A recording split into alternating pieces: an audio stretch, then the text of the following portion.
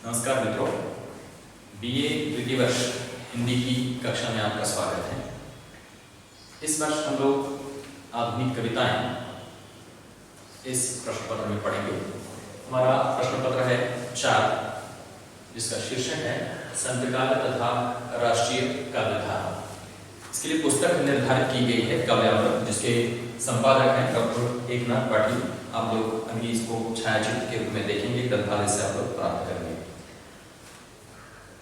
इस वर्ष हमको कविताओं को पढ़ते समय जो अध्यापन की पद्धति देखनी है, उसमें मूलतः आप लोग अनुभव करेंगे जो दिया गया है पाठ्यक्रम में, सस्वर काव्य पाठ, यानी कक्षाओं में हमको काव्य पाठ करना है, इसी के साथ प्रकट वाचन करना है और संवाद के माध्यम से हमको इन रचनाओं को पढ़ना है, अध्ययन करना है। अब इस पाठ्यक्रम को पढ़ने का उद्देश्य क्या है कि काव्य के पाठ जो हमको पढ़ने हैं उनकी व्याख्या करना है, उन कवियों के कार्य को समझना है, इसी के साथ काव्य के जो विभिन्न सामाजिक संदर्भ होते हैं उनका अध्ययन करना है और इन कविताओं का समीक्षात्मक और विश्लेषण करना है। पाठ्यक्रम में इस सत्र में हमको कुल 12 कविताएं हैं, जिनमें 6 कविताएं प्राचीन समय की हैं और 6 कविताएं आधुनिक समय की हैं। तो इनमें से एक कविता आज हम देखेंगे। कवित्री हैं सुशीला तारखौरे। इनकी कविता का शीर्षक है यह तो शर्त की बात है। पहले थोड़ा सा हम लोग परिचय देख लेंगे। सुशीला तारखौरे का जन्म सन 1954 में हुआ। वे हिंदी की जानी मानी कवित्री हैं। उनके पिता का नाम राम प्रसाद घावरी और माँ पन्नाबाई है। इनका जन्म मध्य प्रदेश के बानापुर जिला होशंगाबाद में हुआ। वहीं पर इनकी यानी बानापुर में प्रारंभिक शिक्षा हुई। इन्होंने स्नातकोत्तर अध्ययन नागपुर विश्वविद्यालय से किया है। 1992 में उन्होंने नागपुर विश्वविद्यालय के विद्यालय से उन्होंने पीएचडी की है, जिसका विषय रहा है अंग्रेजी कथा साहित्य में नारी। तो एक पीएचडी का विषय उनका नारी से जुड़ा हुआ है और इस कविता का भी विषय नारी और उससे जुड़ा पुरुष पक्ष, इनका एक संदर्भ यहाँ पर हम लोग अभी से प्राप्त कर लेते हैं। आप सेठ केसरीबाग कोरवाल महाविद्यालय कामठी नागपुर में हिंदी के प्राध्यापक रही हैं और सेवानिवृत्ति के बाद आप विशेष रूप से साहित्य लेखन में हैं। आपकी कई रचनाएं आकाशवाणी पर प्रसारित हुई हैं। आपके रचना संग्रह जो प्रसिद्ध हुए हैं कविता संग्रह के, वो उनके नाम में केवल यहाँ पर पढ़ता हूँ और हम लोग आगे इनकी रचनाओं को देखने का कविता का परिचय देखेंगे। उनकी कविता संग्रह है स्वाति भूत और खारे मोती, यह तुम भी जानो, तुमने उसे कब पहचाना, हमारे हिस्से का सूरज। ये 4 कविता संग्रह हैं। इसके बाद कहानी संग्रह है अनुभूति के घेरे, टूटता वहम, संघर्ष और चौथा है जरा समझो।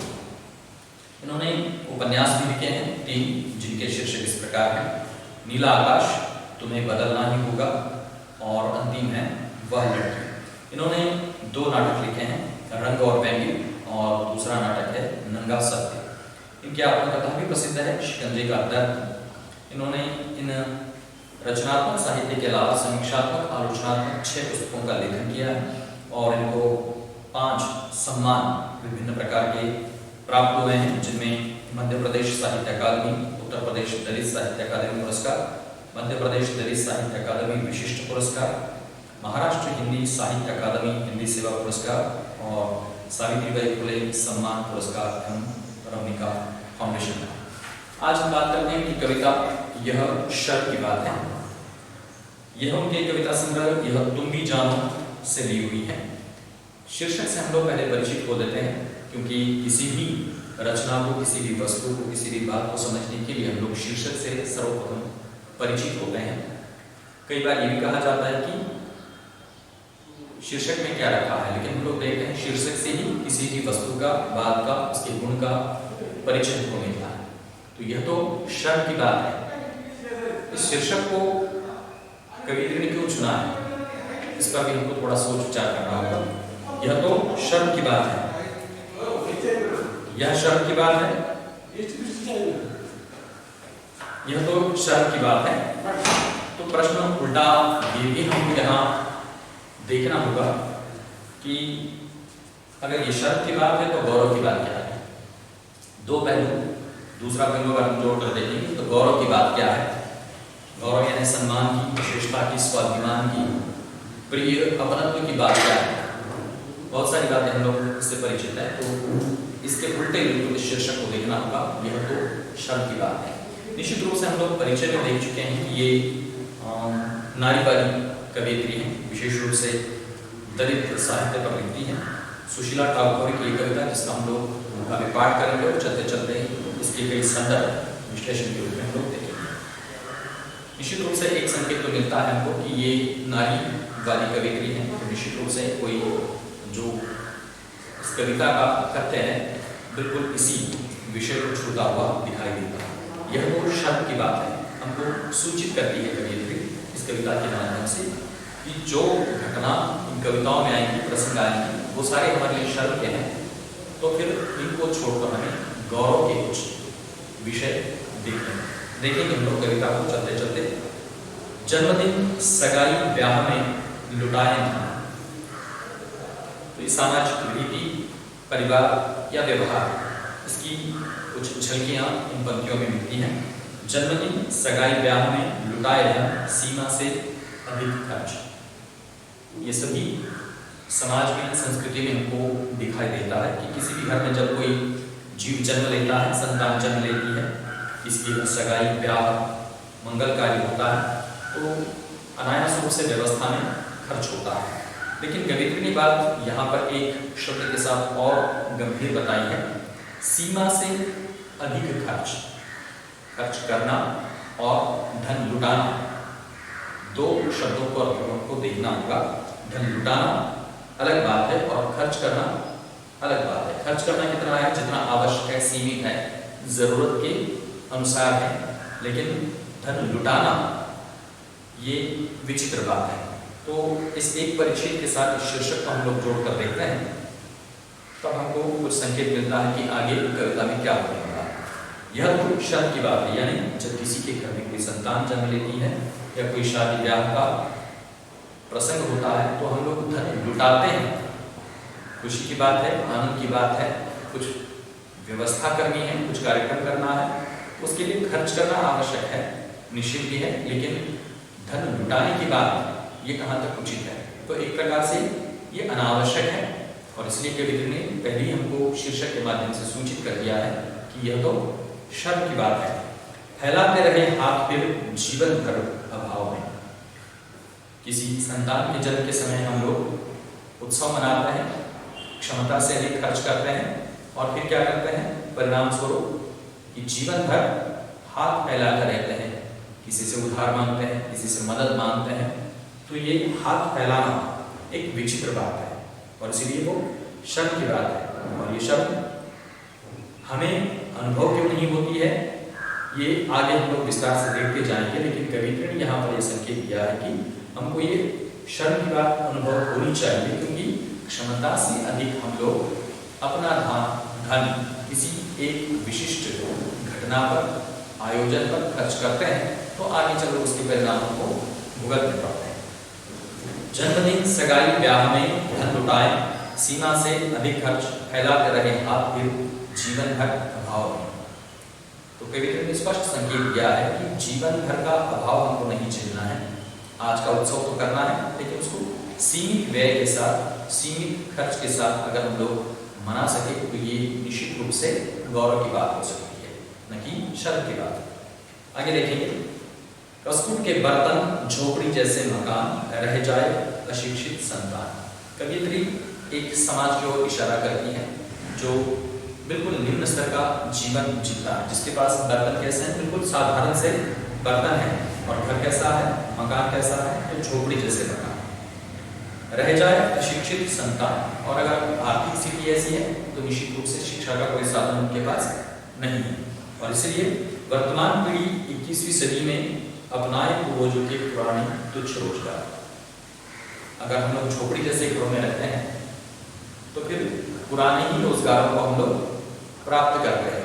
अगर शिक्षा का साधन नहीं अपनाते हैं, हमारे पास धन की व्यवस्था नहीं है, शिक्षा की व्यवस्था नहीं है, तो निश्चित रूप से हमको पारंपरिक व्यवसाय को ही अपनाना पड़ेगा। और परंपरा से हम लोग देखते हैं भारत या किसी भी देश में हम लोग देखते हैं परंपरा से जो वर्ण व्यवस्था चली आ रही थी, तो कई समाज या जाति संप्रदाय धर्म के लोगों को निश्चित एक व्यवसाय निर्धारित किए गए थे, जिसको कई सालों तक हम लोग निभाते और स्वीकारते चले आ रहे हैं। लेकिन आधुनिक समय में हम लोग देखते हैं शिक्षा का बड़ा महत्वपूर्ण साधन और औजार हमारे हाथ में मिला है, जिससे हम लोग शिक्षा प्राप्त कर विशिष्ट रोजगार प्राप्त कर अपनी क्षमता को दिखा सकते हैं और इन्हीं रोजगारों के माध्यम से हम अपनी और समाज की भी अवस्था को आर्थिक रूप से भी संपन्न कर सकते हैं।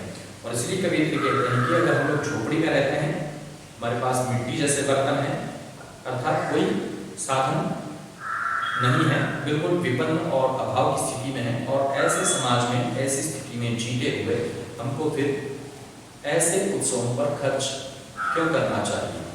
क्योंकि हमारे पास साधन तो है नहीं, आर्थिक स्थिति नहीं है, लेकिन कोई और समाज करता है, कोई और परिवार करता है, तो हम भी अनुकरण से या हम अपनी मानसिक तुष्टि के लिए या समाज में दिखाने के लिए, बड़प्पन को व्यक्त करने के लिए सीमा से अधिक खर्च करते रहते हैं, जो कि शर्म की बात है। इसका परिणाम हमने पहले भी चर्चा में लिया था कि अगर हमारे पास धन नहीं है तो हम क्यों लुटाएं?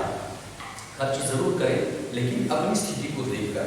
और इसलिए परंपरा से जिस व्यवसाय को हम निभाते आ रहे हैं, उसका उत्पत्ति कितना है, उत्पादन कितना है, या सक्षमता कितनी मिलती है, तो निश्चित रूप से अल्प मात्रा में होती है। और जब आर्थिक आय हमारी अल्प मात्रा में है, तो हम लोग क्यों कर धन खर्च करें? अपनाएं पूर्वजों के पुराने तुच्छ रोजगार। पुराने पूर्वजों के रोजगार नहीं अपनाना है, ऐसी बात नहीं। कभी कभी ये कहा है कि तुच्छ रोजगार, यानी जो समाज की दृष्टि से हेय है, जो हमें बिल्कुल अमानवीय रूप से वह रोजगार करना पड़ता है और बिल्कुल उसी प्रकार उसका रोजगार मिलता है, यानी अल्प मात्रा में मिलता है।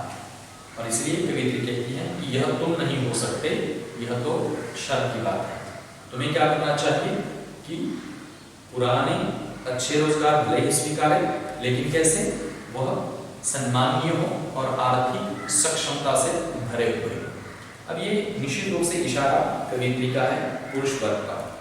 पुरुष, यहाँ पर हम लोग एक और संदर्भ देखेंगे कि पुरुष इस भारतीय समाज व्यवस्था का विशेष रूप से हम लोग देखते हैं एक महत्वपूर्ण पात्र है, जिसके हाथ में घर की सारी जिम्मेदारियां होती हैं और उसी के साथ साथ स्वामित्व होता है, और आर्थिक आय कमाने का दायित्व पुरुष पर होता है।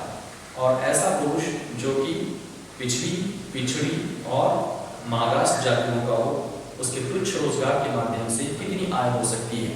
और इसलिए कवित्री कहना चाहती है कि तुम पूर्वजों के तुच्छ पारंपरिक रोजगार अब त्याग दो, क्योंकि इनमें कोई अब गौरव की बात नहीं है, और इनमें से आने वाला धन भी बड़ा अल्प मात्रा का है, जिसको अगर हम जन्मदिन और विवाह जैसे उत्सवों पर खर्च कर देंगे, सीमा से अधिक खर्च कर देंगे, तो निश्चित रूप से हमें साल भर या अगला जीवन भर दूसरों की मदद के सहारे जीना पड़ेगा। दूसरा परिच्छेद हम लोग देखते हैं, परिणाम क्या होता है? कविता ने लिखा है, डूबे रहे कर्ज में। हम अपने पास आर्थिक आय तो नहीं है, बिल्कुल तुच्छ और अल्प मात्रा का रोजगार का साधन है, जिससे हमारी आमदनी उत्पन्न बिल्कुल नगण्य है, और वो भी अगर हम विभिन्न उत्सवों में खर्च कर देंगे तो क्या होगा? उधार मांगना पड़ेगा, और परिणाम हम लोग कर्जों में डूब जाएंगे। और कर्ज में डूबना ये बड़ी विचित्र बात है। देखिए कवित्री क्या कहती हैं, डूबे रहे कर्ज में, पसीने की कमाई देते रहे ब्याज में। कर्ज लेना आसान बात है लेते समय, लेकिन उसको चुकाना पड़ता है किश्तों में, और साथ ही साथ उसके ब्याज की रकम भी देनी पड़ती है, और मूल से अधिक ब्याज जहाँ चुकाया जाता है इस व्यवस्था में। और वो भी रकम कैसी है? श्रमिक वर्ग की या इस पिछड़े समुदाय के पुरुष की, कि पसीने की कमाई। ये कैसी कमाई है? पसीने की कमाई है, कष्ट की कमाई है, और वो किसमें लुटाई दी जाती है? कर्ज के कारण ब्याज मिल पाई जाती है। देते रहे ब्याज में, चलता रहे पीढ़ी दर पीढ़ी कर्ज। और कवित्री यहाँ पर बिल्कुल पुरातन समाज से संदर्भ लेते हुए हमको समझाती है कि एक पीढ़ी का लिया हुआ कर्ज दूसरी, तीसरी, चौथी पीढ़ी तक चुकाया नहीं जाता है, केवल उसका ब्याज चुकाया जाता है। और इस प्रकार उस समाज का, उस समुदाय का घर, जमीन और व्यक्ति तक गिरवी रह जाता है। और इसीलिए कवियत्री यहाँ समझाती है पीड़ित, दलित, शोषित समाज के पुरुषों को कि हम पीढ़ी दर पीढ़ी सिर्फ ब्याज में डूबे रहते हैं और दूसरी पीढ़ी को भी हम लोग कर्ज में डुबो देते हैं। और वो भी कैसे? उत्तराधिकारी रूप में।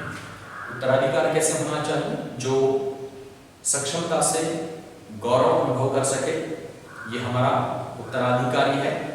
ये जब हम लोग कहते हैं तो निश्चित रूप से उसको हम कुछ विरासत देते हैं, जैसे कोई बड़ी संपत्ति देते हैं, संस्कृति देते हैं, लेकिन पिछड़े दलित वर्गों के पुरुष क्या देते हैं? उत्तराधिकार रूप में कर्ज देते हैं, जो किसी भी पीढ़ी के लिए गौरवान्वित नहीं कर सकता है। और कोई भी पीढ़ी कर्ज में डूबी अपने आप को स्वीकार नहीं कर सकती है, नहीं चाहती होगी, लेकिन पीढ़ी दर पीढ़ी अनायास ये कर्ज मिलता है।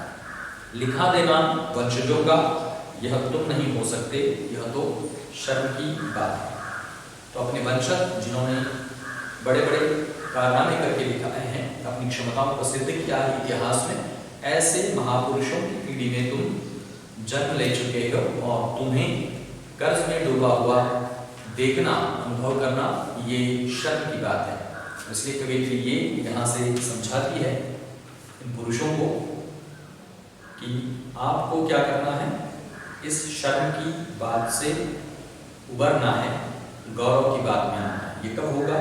जब हम लोग साधारण से प्रकरणों पर, साधारण से उत्सवों पर अधिक खर्च नहीं करेंगे, किसी और से सूद की रकम नहीं लेंगे, उस पर ब्याज नहीं चुकाएंगे, तो हम लोग स्थिर जीवन जी सकते हैं। आगे देखेंगे, जरा सी बात पर आपे से बाहर होना। ये पुरुषों के कुछ लक्षण यहाँ पर स्वभाव के गिनाए हैं कवियत्री ने। पुरुष पर क्या करता है? एक तो बड़प्पन में बहुत सारा खर्च कर देता है, और स्त्रियों पर, जैसे हम लोग अभी बात कर रहे हैं दलित साहित्य की, तो दलित पुरुष एक तो सवर्ण समाज से प्रताड़ित, पीड़ित होता है। दूसरे अर्थों में हम लोग देखते हैं बाहर से प्रताड़ित होकर आता है, मार खा के आता है, और घर में वो किस अवस्था में जीता है इसका यहाँ पर चित्र है। जरा सी बात पर आपे से बाहर होना। घर में कोई घटना घटित होती है छोटी सी, बच्चों से, महिलाओं से, तो घर का पुरुष क्या करता है? आपे से बाहर होना है, बहुत क्रोधित हो जाता है। नशे में डूबकर परिवार को प्रताड़ित करना। और छोटे समुदाय के लोग क्या करते हैं कि कष्ट का जीवन जीने के बाद श्रम परिहार के रूप में कुछ व्यसन करते हैं, जैसे शराब पीना, और इसका नशा जब उन पर हावी होता है तो क्या करते हैं? वे अपने परिवार को प्रताड़ित करते हैं, बच्चों को मारते हैं, पत्नी को मारते हैं, गाली गलौज करते हैं, पत्नी को लताड़ना। और ये तो निश्चित रूप से हम लोग देखते हैं भारतीय समाज में हर घर में लगभग ये चित्र हमको दिखाई देता है कि हर पुरुष अपनी स्त्री पर हाथ उठाता है। तो कवियत्री कहती हैं कि छोटी आमदनी वाला व्यक्ति अपने आपे से बाहर खर्च करता है, अनावश्यक होकर भी कोई नशा करता है, और घर पे आकर क्या करता है? आपे से बाहर होता है, पत्नी को लताड़ित करता है, यानी लातों से मारता है, भाइयों को पछाड़ना, कोई भाई समझाने को आता है, झगड़ा सुलझाने के लिए आता है तो उसको भी पछाड़ देता है, और गाली गलौज करते रहता है। इधर पिताजी कैसे हैं? रोता रहे बाप, कलपती रहे माँ। तो पत्नी, भाई, पिता और माँ, इनकी भावना, इनकी स्थिति का कोई महत्व इस पुरुष के सामने नहीं है। संतान दर बदर यहाँ तो नहीं हो सकते, यह तो शर्म की बात है। और हमारी संतानें फिर कैसी हैं कि दर बदर भटकती रहती हैं, क्योंकि घर में न ठीक से खाने भर को, न पहनने भर को मिलता है, इसलिए वो दर बदर भटकती रहती है। दूसरा परिणाम अगले ही परिच्छेद में कविता ने बताया है कि अगर ऐसा पुरुष अपनी आर्थिक स्थिति को न देखे और अपने बर्तन को न सुधारे तो आगे परिवार में माँ बहनों की स्थिति क्या होगी? माँ बहनें गुलामी करें, कठोर श्रम के बदले पाएं झूठन और उठन। अगला कविता का हिस्सा हम अगले व्याख्यान में देखेंगे। तब तक के लिए धन्यवाद।